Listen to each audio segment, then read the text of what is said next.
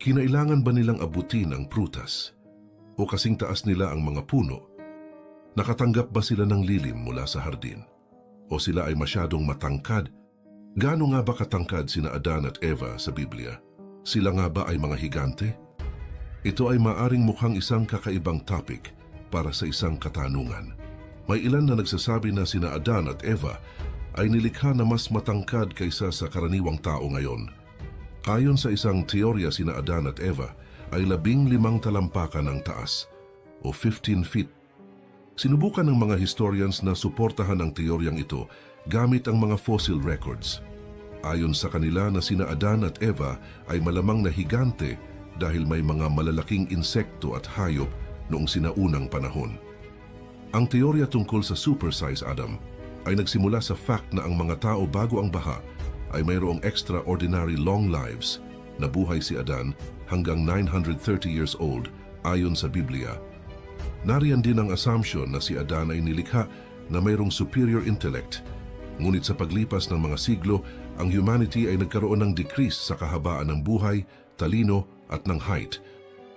Ang presence ng mga malalaking hayop at insekto sa fossil record ay nagbigay ng suporta sa teorya na si Adan ay napakatangkad. Wala tayong mga buto o labi ni Adan at Eva. Tulad ng marahil ay nahulaan nyo, ngunit mayroon tayong iba pang uri ng archaeological evidence na maaring magbigay ng clue kung gaano sila kataas. Halimbawa, mayroong mga discoveries ng massive insects and turtles dating back to prehistoric times. Noong 1940, ang fossilized wing ng Meganeuropsis americana ay nahukay sa Oklahoma. Ang insektong ito ay may wingspan ng halos 2.5 feet. At noong 2020, ang mga fossil ng mga giant turtles ay natagpuan sa Northern South America. Ang shell ng Stupendemes geographicus ay may sukat ng halos 9.5 feet long, mga 100 times ang laki sa pinakamalapit na kalahi nito. At huli, mga malalaking prehistoric birds.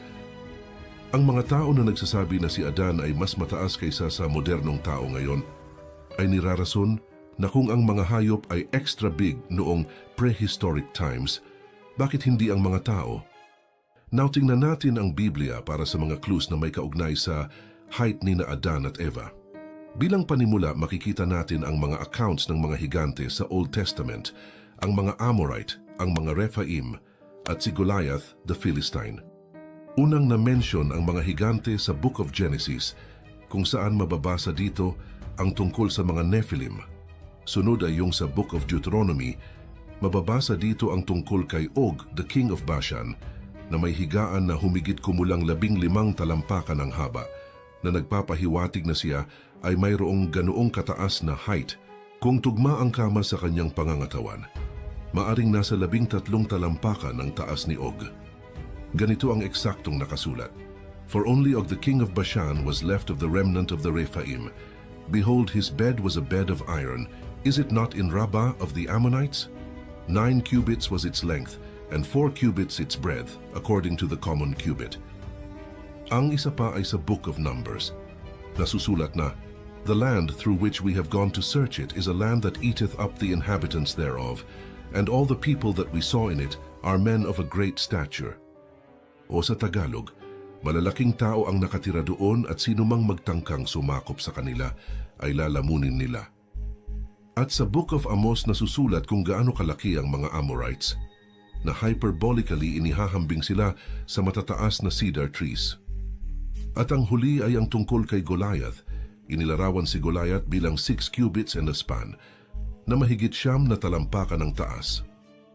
Mayroon ding paglitaw ng gigantism sa modern period. Halimbawa dyan ay si Robert Wadlow na may sukat na 8 feet and 11.1 inches bago siya mamatay noong 1940. The tallest man ever, ngunit kaduda-duda kung sasabihin na ang mga taong tulad ni Wadlow ay proof na si Adan ay matangkad. Ang ideya na si Adan ay isang higante ay nakahanap ng suporta sa Islam. Ayon dito sa hadith, isinalaysay ni Abu Huraira na sinabi ng propeta, Allah created Adam, making him 60 cubits tall. Ibig sabihin humigit kumulang 90 feet ang taas ni Adam dito. Sa kabila ng ilang mga claims ang teorya na sina Adan at Eva ay mga higante, ay walang biblical evidence para suportahan ito. Wala tayong hint sa scripture kung gaano katangkad si Adan. Mayroong mga pagkakataon na tumatangkad ang mga tao ng napakataas. Ngunit ang paggamit ng mga anomalyang iyon upang magmungkahi ng isang tiyak na taas para kay Adan ay hindi nararapat. At ang pag-conclude sa average na taas ng tao, batay sa laki ng mga patay na insekto at reptilya, ay hindi rin nararapat. Ibig sabihin wala itong koneksyon. At marami ang nagtataka kung ano nga ba ang itsura ni na Adan at Eva sa Biblia. Ang Biblia ay hindi nagbigay ng pisikal na paglalarawan kina Adan at Eva. However, sinabi sa Biblia they were created in God's image. Since inilarawan ng Biblia ang Diyos bilang perfect in beauty, iminungkahi ng mga Kristiyano na sina Adan at Eva ay nilikha ng maganda. Ang iba ay iminumungkahi na sila ay matalino, tulad ng Diyos. At iyan ang dahilan kung bakit sila binigyan ng kapangyarihan over the rest of His creation. Pansinin, hindi binanggit ng Biblia na sina Adan at Eva ay nagmula sa isang specific race at hindi rin ito sinasabi sa atin kung gaano sila katangkad. Inilarawan ng Biblia sina Eva at Adan bilang walang mga suot noong sila ay naninirahan sa Garden of Eden. Hindi nila yun alam hanggang sa magkasala sila sa Diyos at kumain ng ipinagbabawal na prutas. Ngunit ano nga ba ang kanilang itsura? Ang ilang mga tao ay nagmumungkahi na sina Adam at Eve ay malamang nakamukha ng mga tao mula sa Middle East dahil naniniwala ang iba na ang Garden of Eden ay nasa Iraq. Dahil ang karamihan sa mga tao sa Middle East ay magaganda, iminumungkahi ng ilan na si Eva at Adan ay attractive. Bukod dito, iminumungkahi ng ilan na dahil nasusulat sa Book of Genesis na si Adan ay nabuo mula sa alikabok, maaaring mayroon siyang kayumangging kutis gaya ng kulay ng lupa. However, hindi ito malinaw na sinabi ng Biblia.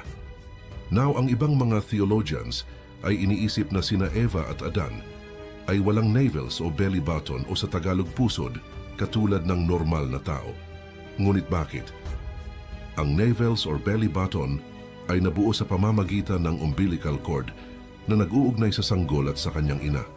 Si Adan at Eva ay direktang nilikha ng Diyos, kaya pinag-iisipan ng ilan na malamang na hindi nagkaroon ng pusod sina Adan at Eva.